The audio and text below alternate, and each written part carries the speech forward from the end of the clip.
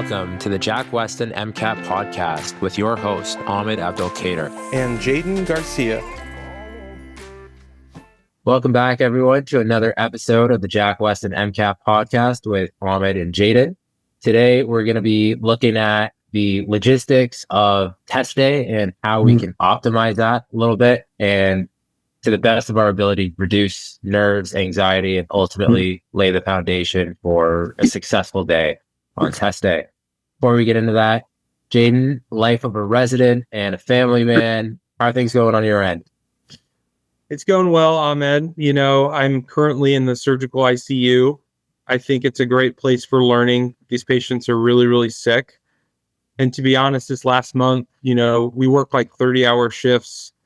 And despite it being very busy, I'm not sure I've seen somewhere else in the hospital that uses like even MCAT principles as much as in the surgical ICU. Oh, interesting.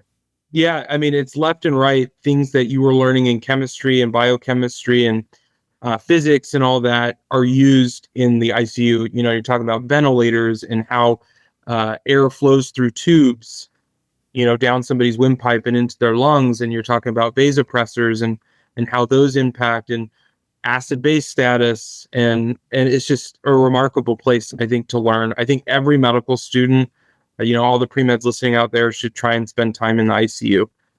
That's really where you put a lot of your knowledge to the test, and it's a really great opportunity to learn. So I've been having a lot of fun.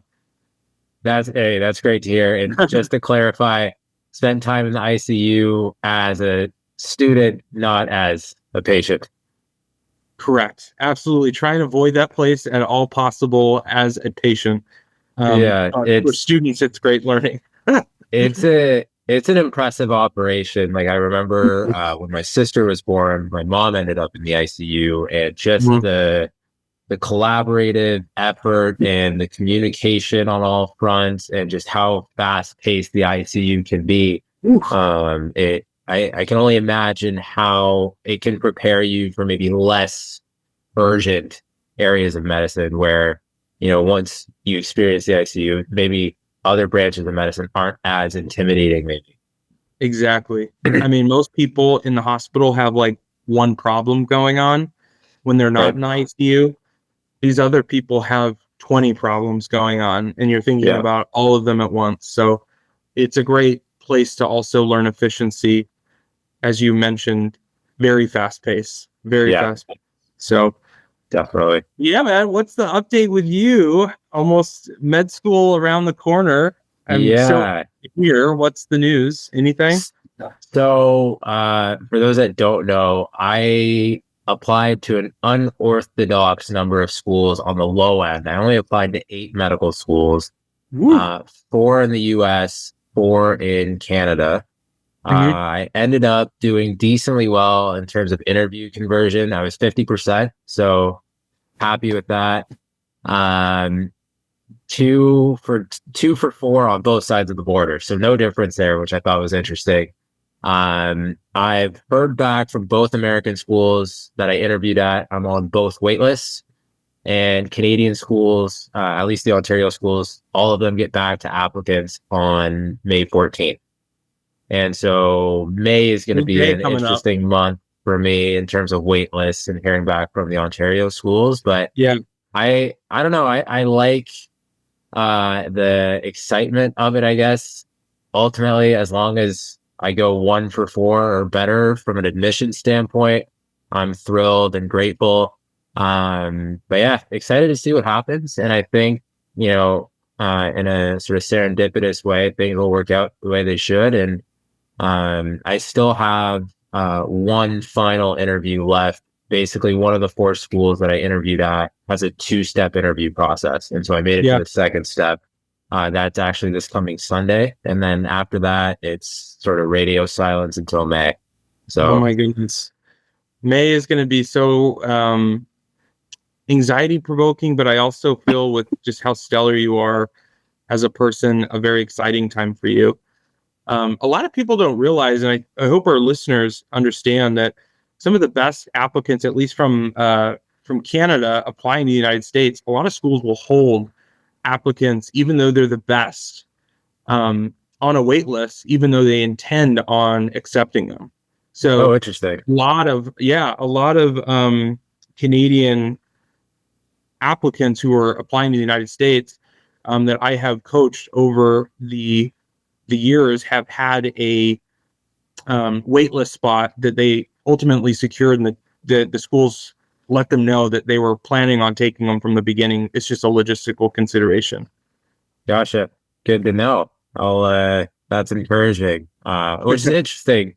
One of the two schools that I got waitlisted at, and this is just a complete aside, the turnaround time from my secondary getting submitted to getting invited for an interview was like impressively quick. Like That's 36 always hours, upside. 36 hours quick, which I like refreshed it a couple of times. Like, there's no way. Like, I submitted this like 2 nights ago. But in Right. any case, on the note of efficiency and sort of in line with what we were talking about with the ICU, how if you experience something super fast paced and frantic, when things slow down, it really does feel different. How that is somewhat analogous to testing. Like I remember in high school and college playing football, playing quarterback, I always thought like the speed of the game was very, very fast. And Right. like we'd be going over things in film study and a coach would be like, hey, like, why didn't you see that? Dude, like things are going so fast. Like, I don't know. And I felt something somewhat similar prepping for the MCAT. Like I remember, and disclaimer, I took the MCAT twice, with the second attempt being to improve my car score and to be a little bit more competitive in Canada.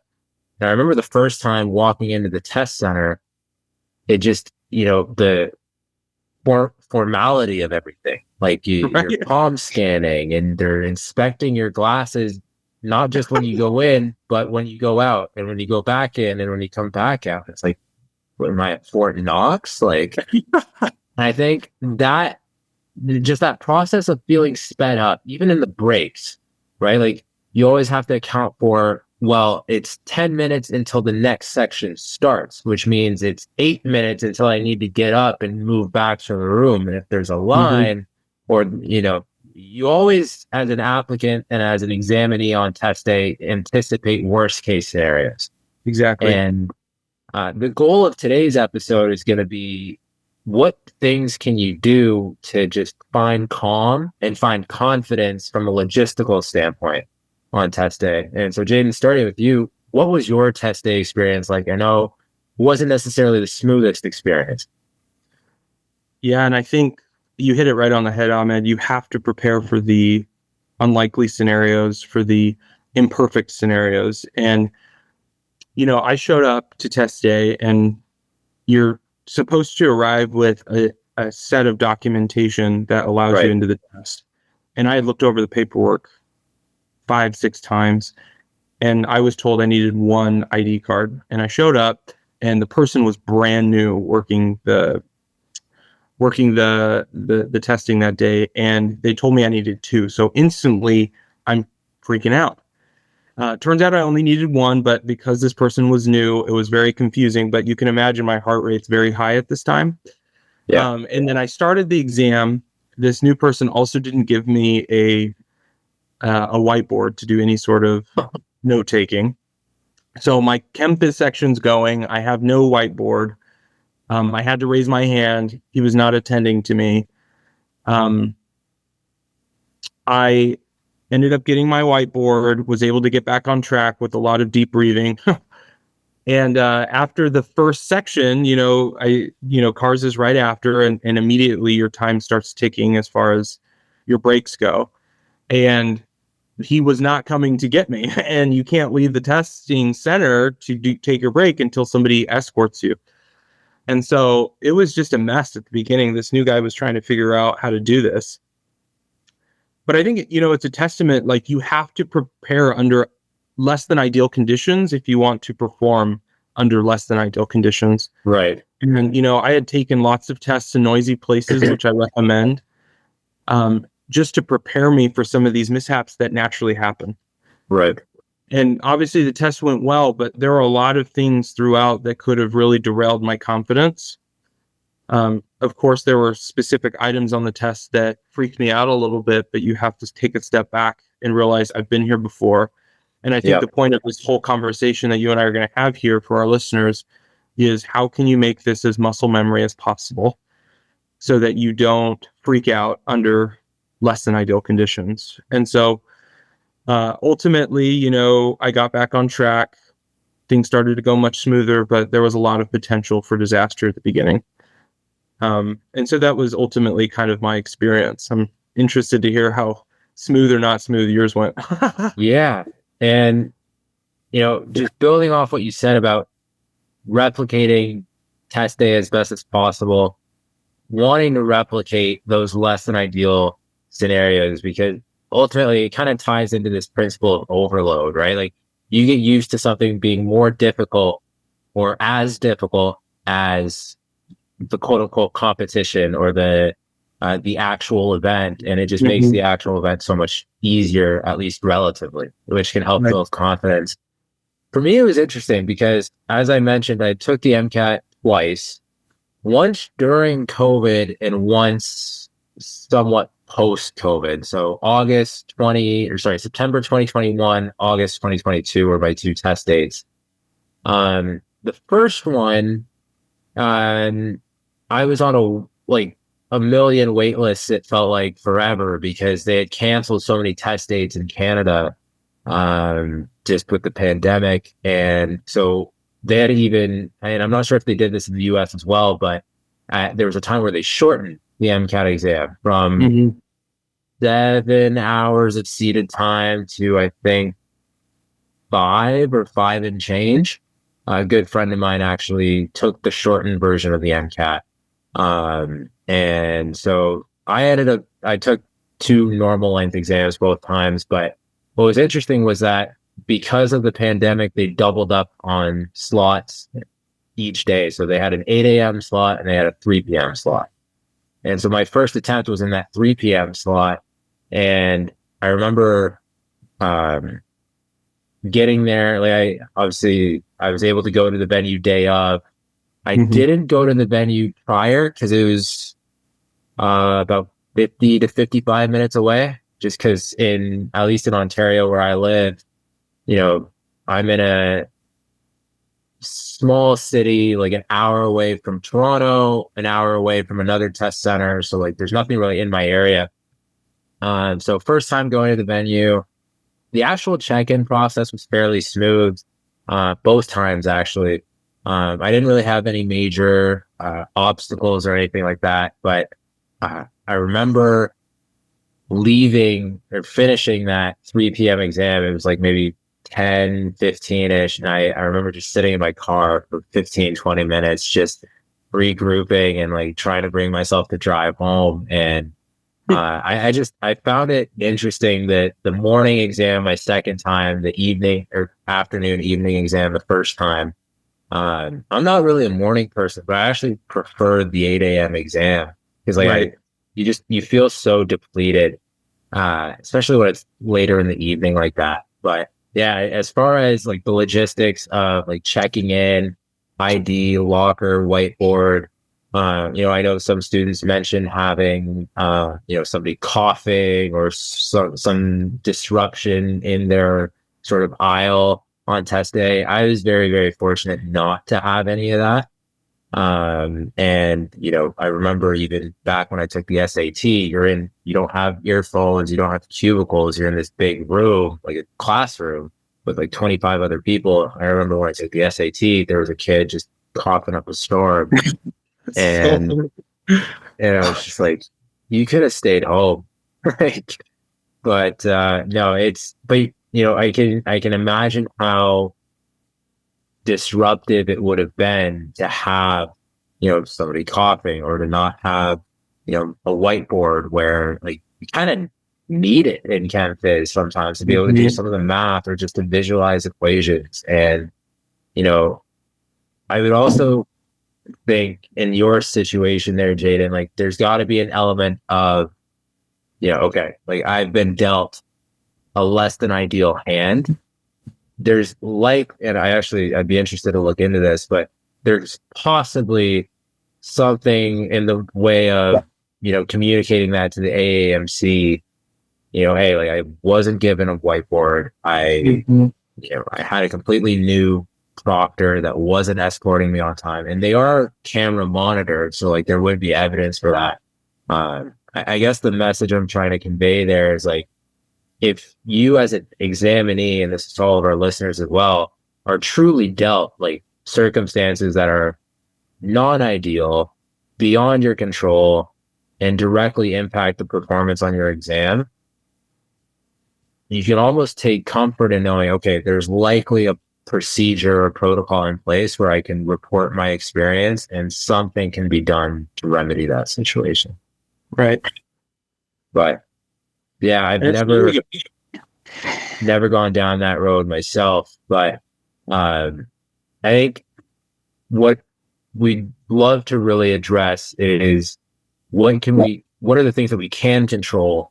What are the things that help us in our experiences be successful from a logistical standpoint? Obviously, preparation for the exam itself is a different story, but what are your thoughts on, for example, checking out the test venue in advance of test day? I know that's something a lot of my students have done, especially those that live closer to their test site, or in more extreme cases, students that are traveling to a test site and get there a day early, staying in a hotel near their test site, a little bit more economical, we'll say, to go and check it out. But in general, thoughts on that as a practice? I've told my students over the years, always try and evaluate the test site if possible. You mentioned some very important logistical limitations. There are financial limitations if you're staying in a hotel. That is 100% understandable. But if it is within your reach of doing it, it's one less thing that could cause extra anxiety that can throw you off, right? 100%. I've always taught that this experience should be a muscle memory one. Right. Yes, you have to think through the intricacies of the exam, but the process and how you go about taking the exam and completing it should feel familiar in almost every way. And there's nothing worse than prior to starting the exam, you're in traffic because you didn't do your research on how long it might take to get there, right? If you're taking in a bigger city you're unfamiliar with, you're lost because you put in the wrong address. All of these things can start you off so poorly. And the first quarter is just as important as the fourth. And I'm a huge fan of that if you can. If you can't, you should take the extra time to at least look up what it looks like on Google Maps. You should call ahead of time to see if there's any odd protocols. Some of these testing centers don't all function the same. I learned most recently for my step 3 exam that if you show up early, they'll let you come in, and that way you can be one of the first ones to test so that you have less people there while you're testing, and you can get out breaks quicker. Like, there are things that each test centers treats differently. So I think it's important to find out as much as you possibly can before the test takes place. So I echo that. Like, a student of mine over the summer visited his test center the day before and found out that the main floor bathroom was out of order. And so the bathroom of it, like in use, was actually downstairs.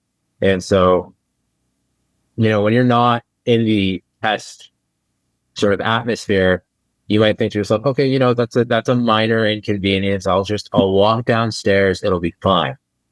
You're going to walk downstairs panicking because you don't know where downstairs the bathroom is. You have to take an extra 30 seconds to walk downstairs, an extra 30 seconds to walk back upstairs. That's a minute of your break that you're now stripped of. And it's another element of uncertainty. And it's the thing that I try to relay to students is it's like, no one issue, no one event or obstacle is going to crush or break you on test day.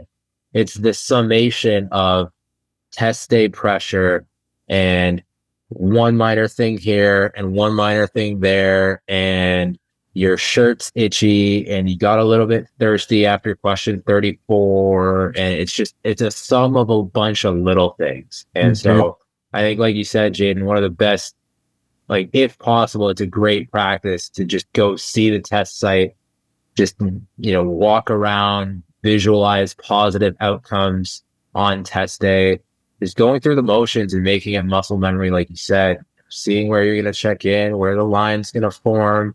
I remember my first attempt, I kept trying to pull a door that said push, and I was like, oh man, like it's going to be one of those days. Just little things like that. And it's just like, if you can create a positive snowball effect where, you're building, all right, yeah, we're good. You're building a rhythm.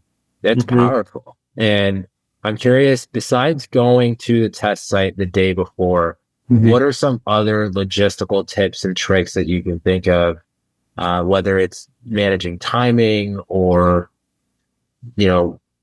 getting to the test site or what to do on breaks? Like, what are some of the things that helped you get through the rest of test day and ultimately perform well? Yeah, and I always like to talk big principles because everybody approaches a standardized test differently, right? Some of my nuances of how I approached it may not be appropriate for someone else.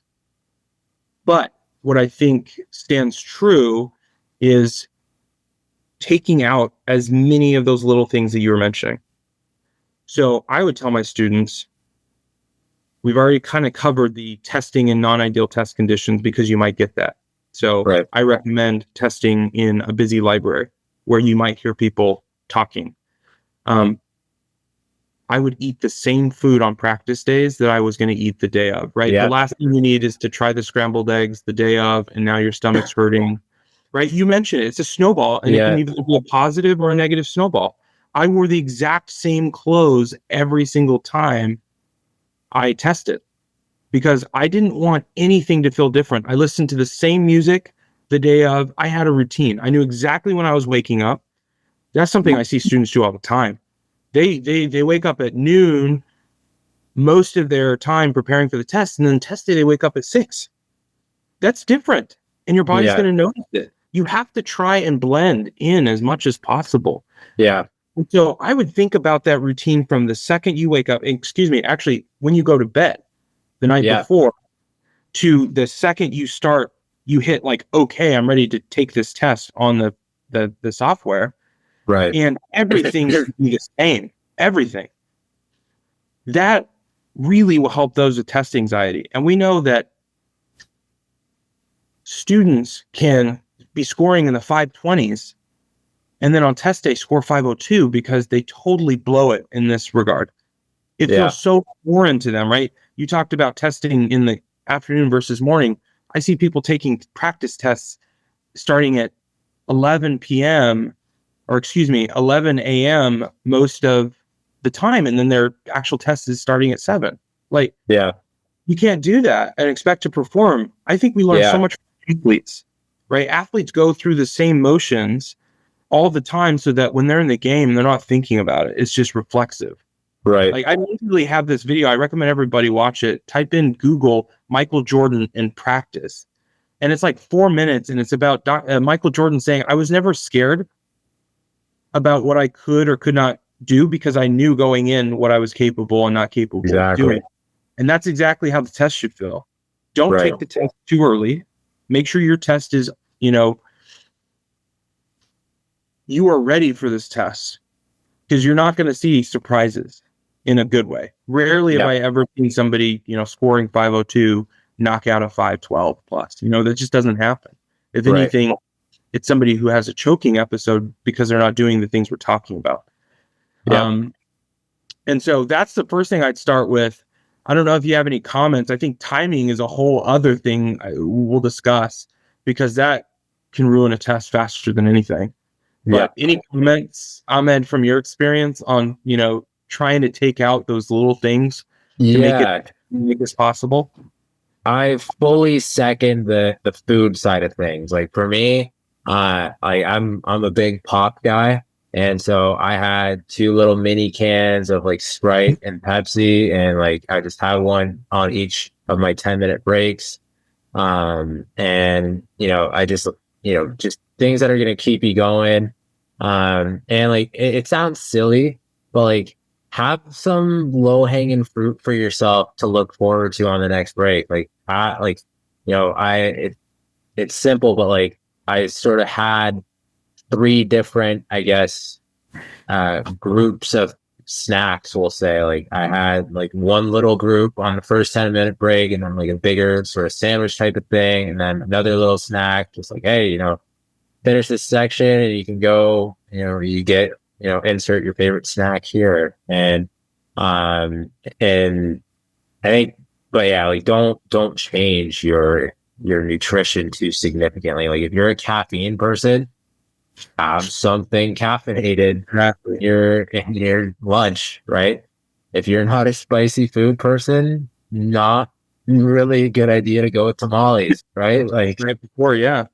and I think other logistical considerations, if you're a superstitious person, then by all means be superstitious. Wear the same clothes, listen to the same music. For me, it was more so about like, how can I feel energized during testing? And so what that brings me to is the two different times that I tested. One was an 8 a.m., one was at 3 p.m. If you have to commute more than 45 minutes to your test center and you're, able, I would encourage you to stay in a hotel just within a 5-minute walk or 5-minute drive of your test site. Because then you can get this calm of checking into the hotel 4 p.m. the day before. Hotel has a pool. You can go for a swim, for a hot tub. Student of mine's testing on Friday. Booked a spa day at her hotel on Thursday. Like, you can do things to get yourself in this calm, positive sense of mind. And building off of what you said earlier, Jayden, like that manifestation of success on test day doesn't start the morning up. It starts the day or even 2 days prior, where mentally you're starting this positive visualization, this positive just expectation. And I think my second time, knowing that I'm not a morning person, staying in the hotel was actually big for me. Didn't have to make breakfast. Breakfast was included. I was able to pack some stuff from breakfast, take with me. It removed one variable, right? And that's been a common thing we've been talking about. I didn't have to make breakfast. I didn't have to worry about drive. I was in a good routine. And I think the other logistical thing I can think of is just get comfortable going through some of the check-in, check-out stuff. Like get comfortable. Yep, you can scan my palm, right? Do that, like simulate that in test day, right? Show your ID everywhere. Have your ID sitting next to you. Just like you said, making this as much of muscle memory as possible and just embracing it, right? Like if you can simulate something as authentically as possible and perform well, no reason to expect anything different. But naturally, human nature sometimes can get the best of us. But building off the quote or the video you mentioned there, Jayden, one of my favorite quotes of all time that helped me get over performance anxiety in sport. Full transparency, I was never, and I shouldn't say never, rarely did I have bad testing anxiety, but I had bad performance anxiety when it came to playing football, just because, you're always performing at the center of attention, right, as a quarterback. And sometimes there's big crowds and sometimes there's away crowds. And, you hear things that in an ideal world you don't hear, but it's the nature of competitive sport. And one of the quotes that an old coach gave me was, confidence is born out of demonstrated ability. And it was originally from Bill Parcells, who's a legendary coach for the Cowboys way back when. And it's just something that stuck with me, right? And it's simple, but like if you've done something before, you can be confident that you can do it again, right? And I think it's such an underrated principle, obviously on the MCAT, but in life in general, right? Like for whatever reason, I think this generation is a little bit more timid or lacking in confidence, for lack of a better word, in the sense that like there's always this fear, this hesitation, and there's not much of a no, like I can do this, that go-getter type of mentality. And that's, I think, the biggest piece of advice I would give somebody going into test day from a mental standpoint is if you've prepared and you've gotten the results in practice that you're hoping to get on test day, then knock it out of the park. Like, you're able. Now, like you mentioned, if you take that test too early and you've been getting 504 or 510, like some number, if you're below your target score, right? If your target score is 520 and you're consistently at 514, or you're aiming for 510 and you're consistently at 505, we haven't demonstrated that ability yet, right? And so confidence is harder to come by there. But I think the two biggest things for me anyway were that quote and just like you mentioned, the routine of, yep, all right, I've got my snacks, I've got my juice and pop of choice. I'm in an environment that's as close to home as possible, right? Mm-hmm. That's one other thing I'd mention is we always talk about make your practice as much or as similar to test day as possible. But the day of the test, that kind of goes the other way, where you can make that testing environment as close to your normal at home as possible, right? By having the same food and having the same clothes or the same music. And it puts you in a space that can feel like home, right? And the last thing I'll mention on that note, on the note of music specifically, music's powerful. Like, music can take you back decades even, right? Like, I'm sure we can all relate to, you hear a particular throwback hit on the radio and it just takes you back to elementary school or middle school. And it's not just that it takes you back to a time, it takes you back to a group of people and it takes you back to a place. Like, anytime I hear a replay by Tayo Cruz, I'm in 5th grade on the bus ride home, like without fail. And you can leverage that in your prep. Like, if you're listening to the same song before or the same playlist going into every practice test, you can leverage that come test day and just put yourself in that positive space. I totally agree. I think placing yourself in the right mindset, at least up until the exam, is so key to start your performance the right way. What I think is also important that we discuss is you are going to see curveballs on this test. Yeah. So as much as Ahmed and I are trying to convey the message of preparation beforehand and trying to create a routine that is exactly what you're going to do on test day will set you up for success, you also have to understand that there will be some curveballs thrown your way.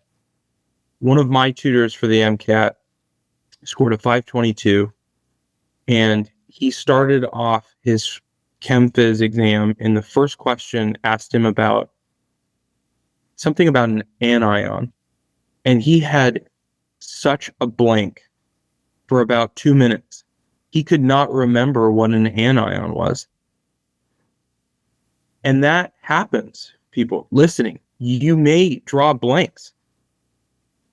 What he ended up doing is what I recommend to everybody: taking a step back, checking your own pulse, recognizing that you can recover, and not letting one question derail your entire test. So Absolutely. as much as we can prepare you for, up to the beginning of the exam, just know in the exam, you may see some of these things, but you should practice going through a routine in your head of what you do when you come to these stumbling blocks so that it doesn't throw you off. One of the recommendations I have is, I think students who are so close to time elapsing when they finish sections tend to struggle with this most because they have no margin, right? If you're going to have a 2-minute brain fart and you always finish sections with 10 seconds to go, you're in trouble. Now, some people do really well just finishing at the wire, but you have to ask yourself, who are you? And so I generally tell my students, try and finish with like 5 to 8 minutes if you can. That will allow some wiggle room on test day. And the other thing I'll add before I toss it back to you, Ahmed, is recognizing that a poor timing problem is a snowball effect. You screw up the first passage because you're second guessing yourself. So really Yeah. muscle memory, trust your gut and move forward. But also, provide yourself with enough time to recover in case you get lost in this rut. And it's okay to skip a passage if you have to, if you're so flustered, so that you stay on time to be able to go back under calmer circumstances at the end once you finish things. You'll be so much more prepared to answer those questions because you're no longer under the gun timing wise. Yeah. What are your comments? Well, I relate to the story of your tutor. Like my strength was always math. Like growing up, just for context, like I moved to the U.S. From Egypt with my family as a young kid, and so there's always, not always, but for a while there was a language gap and there was a cultural gap. But numbers are universal, and so I always did well in math class, but English was a different story. But like as a kid, I had this affinity for math because it was the only thing that I could do as well, if not better, than my peers. And so going into the MCAT, Chem Phys being first was in my best interest because it was my best section and it was first. Very first question was a math question of my second attempt. And I did the math. Awesome. Looked not there. And I'm like, ain't no way. And I'm like, I'm trying to troubleshoot and I'm drawing a blank. I look at the next question. It's a laser question with wavelengths and stuff. Great. But like, I'm drawing a blank. I'm like, is blue 700 nanometers or is it 400 nanometers? Like, I can't. I'm like, not this again. And so I ended up skipping the entire first passage, looked at the second passage. I was like, not now. I'm like, listen, give me some discrete questions. Let me just breathe for a second. Mm-hmm. Got 4 discretes in a row. Quick. I'm like, all right. Whew. Settled in a little bit. Did the next passage. Fine. And I'm like, okay. And at this point, it's only been like 10 minutes. Like we're not super deep into the section, but I've only completed 4 discretes and a 4-question passage, having skipped the first 2 passages. So I'm like, listen, I'm ahead of schedule. Let's relax. I went back to the first question. I'm like, listen, I know I'm good at math. Let's figure this out. And I was literally just off by a factor of 10. I'm like, okay. And then you get that one done. It's like, all right, let's handle the rest of this. The wavelength one, I'm like, oh, yeah. Okay, I remember which wavelength and which color to use here. I remember that violet is higher energy, so it's going to be lower wavelength. All right, we're good, right? And then you get into the rest of the passage, because I didn't even see the last 2 questions for that passage. I'm like, oh, these are very, very doable. And then you actually look at the second passage, and it's like, okay, like there was no reason to skip this. Now, I think what I would reflect on is like that sort of punch early on was a blessing in disguise because I was able to calm myself down, overcome it, and that gave me confidence going into the rest of the exam. But I also second the notion of skipping and going out of order. And the best example of this I can give is from my own experience with cars. I hated cars. Full transparency. Hated cars. It was why I retook the exam.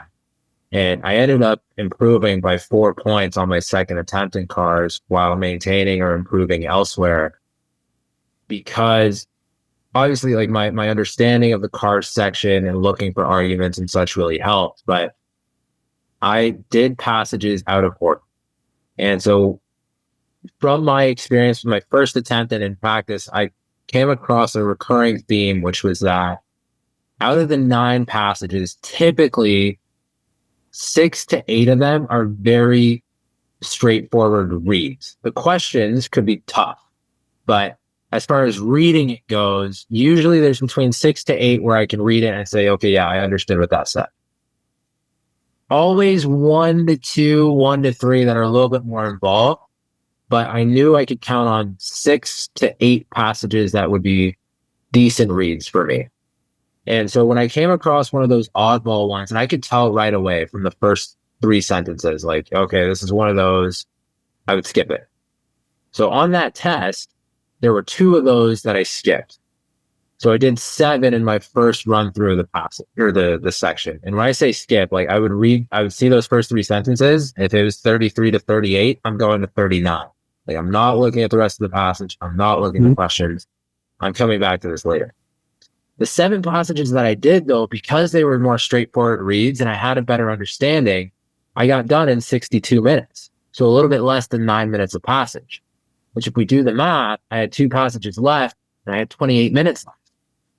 So I could have averaged 14 minutes per passage on those last 2, right? And the value in this is threefold. 1, I build confidence by doing those easier passages first. 2, I know exactly how much time I can afford to allocate to those more difficult ones. Because if you do it in real time and you spend 13 minutes on one of them, you're like, oh, shoot, I went over by some amount of time. Whereas for me, if I spent 13 minutes on one of those passages, I'm winning by a minute, right? Like, and the third thing is you improve your accuracy on those easier ones because you're not startled from having done the hard one before it, right? And like, even a fourth thing that I'm thinking of now, on to your point about finishing early, now if you don't finish on time, at least you've done the ones that you're likely to do best on first, right? And the passage that you don't finish very well could have been your lowest score anyway. So the difference between making informed guesses versus actually going through the passage could be a difference of 1 or 2 questions, which could end up being 0 points at the end of the day. And so that was something for me that actually made a really, really big difference, because when I finished that 7th passage, I took a minute or a minute and a half and I just closed my eyes. I just breathed and closed my eyes. And then I could take 13 minutes on each of those last 2 passages and be comfortable. Like if I didn't understand something, I could afford to reread it. If a question was tough, I could afford to debate those last 2 answer choices or to meticulously analyze them, right? And it's something that not many people or not enough people embrace or welcome that idea. And like some of us, we like order, right? Like we don't like moving pieces. We like going through things in order, regardless of what it may be. But I think, if, especially for those that do finish, sort of near the wire, like this is something worth experimenting with. Like obviously we like structure and we like routine, but not at the expense of being stubborn and,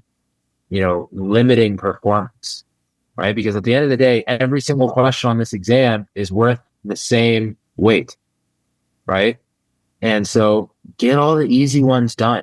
And I'll leave it at this.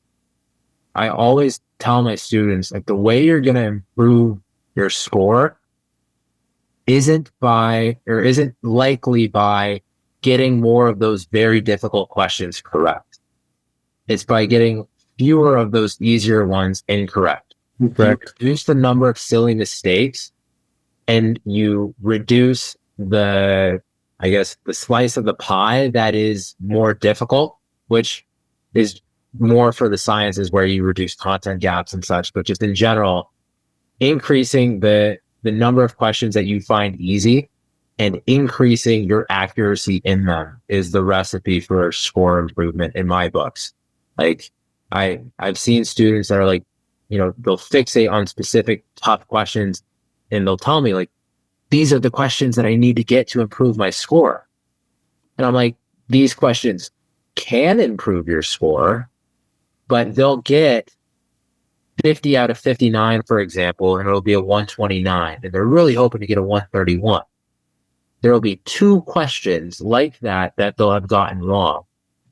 And then we'll look at the other 7 and they're simple mistakes. And I'm like, it's not the 2 that hurt you, it's these 7, right? And I think going out of order can help to mitigate that a little bit. Yeah, I think the big principle that we're highlighting here is extra time on the test can help you think clearer to answer questions correctly and make mistakes much more minimal and less frequent in nature. And there's many ways to skin a cat. Ahmed brought up a fantastic way to do that, which is skipping out of order. Something I found very helpful was to limit the amount of time I took on a question. It was always for me 1 minute. There was never a question on the MCAT I spent longer than 1 minute. And if you do that, then you will have an abundance of time at the end where you can calm down. And so I think we're challenging all of the listeners here. If you are somebody finishing at the wire, to take some of these suggestions and implement them in your practice. And this is where I get very nervous when people tell me they're taking a very short amount of time to prepare for this exam. Because the idea is you need a lot of time to tweak these things, to find out what works best for you. So when you take one practice exam and think you're ready to take the test, or you're going to take 2 months or a month or two to prepare for this exam, I get very nervous, because I think you need these trial and error methods. You might implement Ahmed's, strategy of skipping over cars to find the confidence that you need, and all of a sudden you're going from a 120 in cars to a 127. It could be that simple. I've taken students after one suggestion, one tiny little difference, from a 502 to a 515. It was just a little tweak that all of a sudden, to your point, Ahmed, they're scoring much better on the easy questions that they're missing for various reasons. Right. And remember that, you only need, you can get a perfect score in a section and still miss some. So yeah, remember what Ahmed said about every question is weighted the same. And if you're playing one question that is worth nothing and it derails your whole exam, you should consider skipping over it so that you're not getting the negative snowball effect.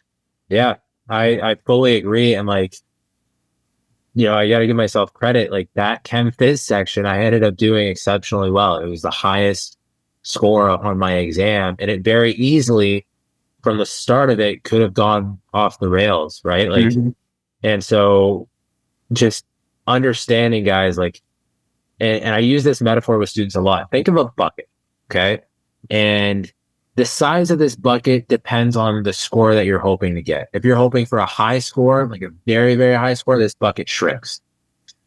This bucket, you put questions in it that you're uncertain of, and you're accounting for them. Like you're going into test day saying, my bucket is yay big, whether it's 4 questions or 7 questions or 10 questions or 15 questions, doesn't matter, right? Fill the bucket. And until you do, don't stress, right? Because you've accounted for this, right? For example, I had a student that wanted a 520. It's a very ambitious score target, but this was their goal and they were capable. And so I said to them, okay, listen, if you want a 520, we're looking at a 130 across the board. Not a guarantee, but on average for Chem Phys, you're looking at 54 is roughly the number of questions you need. For cars, we're looking at 49, 48 if we're lucky. 48 usually gets you a 130, but in any case, bio 53 probably. Psych could actually be a little bit higher. It could be 54 again, right? And so what I tell those students is the number of incorrect questions that you can afford is the size of your bucket. And the reason I say that is because if you fill your bucket, you're not going to get all of them wrong. But the ones that you get right cancel out the easier ones that you expected to get right, but might have gotten wrong. Right? And so just having that, I guess, wiggle room, that buffer, that built-in buffer can really help from a confidence standpoint. And that metaphor actually wasn't something that I used when I was testing, but it's something that I've implemented with my students. And thinking back, I could have said, hey, that's the first question in the bucket, and I've got X minus 1 to go, right? Like, I'm good. And even if you do fill your bucket, that's fine, because you're not going to get all of them wrong, right? Slight tangent, but it's March, which is March Madness, and so it's bracket filling season, and I always love the data and the stats behind it. And I read something the other day where, on average, if you can get something down to a binary choice, A or B, and it's not a random guess, you are somewhat educated on this field or this topic, you'll average around 2/3. You'll be correct approximately 2/3 of the time. If it's down to two options and you're educated on the topic. And so if we apply that to the MCAT, if you can get a question down to two, which isn't unlikely, oftentimes students can at least get it down to three or sometimes down to two, and you've prepared, you likely have a 2 in 3 chance of making the right decision if you employ an informed strategy, right? And so if somebody has a bucket of 9, they fill it, and say they just go 50%, right? They get 5 out of 9, and they get 48 out of the other 50. That's 53 questions. That's a 130 in all likelihood, right? And I would encourage students to use that bucket metaphor because it can give you some invaluable peace of mind. I think that's great. And I hope those listening really think about how doable this is if you're willing to put in the work and approach this the right way. And test day can be a very rewarding payoff if you're, eliminating some of those things that can get in your way of success by having a routine, understanding how timing works on the exam and how to maximize that. And all of this is to say that there are things that you control on that day. You control your routine. You control your timing. You don't control what you're going to see, right? You could have prepared hours and hours and hours appropriately for Le Chatelier's principle and titrations, and you may not see it.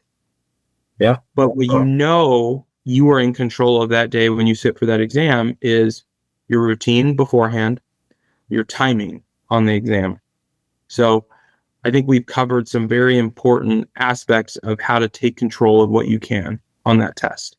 And if you do, you take control of those things and you prepare, as we've discussed on this podcast and throughout the curriculum that we offer here at Jack Westin, you're going to be just fine. And you're going to be very happy when you get that score report.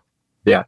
And I always sort of bring it back to this for students that really fear test day. This is a choice. This is not a requirement to be a member of society. You have voluntarily chosen to take the MCAT exam. And in all likelihood, it's because of the desire and the commitment to fulfilling your dream of becoming a doctor. And so always just remember that, like, this is a choice that we get to make, right? You don't have to take the MCAT, you get to take the MCAT.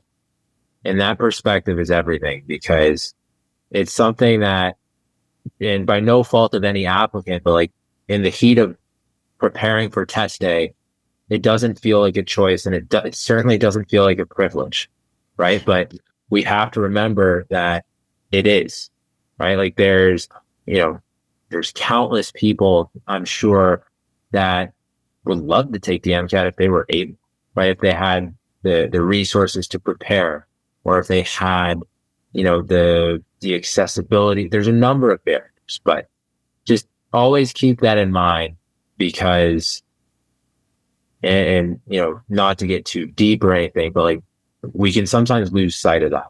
And the flip side of that coin is just understand that this is, something that will propel you to a lifelong dream. It's not the only thing, but it's part of it. And so it's ultimately an investment of effort into your future, right? Like, and in the process, you're going to develop skills like perseverance, initiative, resiliency that make for a great doctor, right? So you're getting multiple benefits. Like, obviously you're preparing for this exam, you're learning information that you might see again in med school. Some of it you might not, but some of it you will. But you're also sort of benefiting from this quote unquote hidden curriculum, to throw in a little bit of psych soc there, that there's Latin learning, there's unintended benefits of those character traits that make for a great doctor. And so keep that in mind as you prep. Keep that in mind as you go into the testing center. Pretend that you're walking into the hospital as a doctor, right? And you're keeping that demeanor that's going to inspire those around you, right? Like if you walk into a hospital and you're stressed, how do you think your patients are going to feel, right? Like, so just whatever it takes to put yourself in this space where I'm not only able, but I'm going to be successful.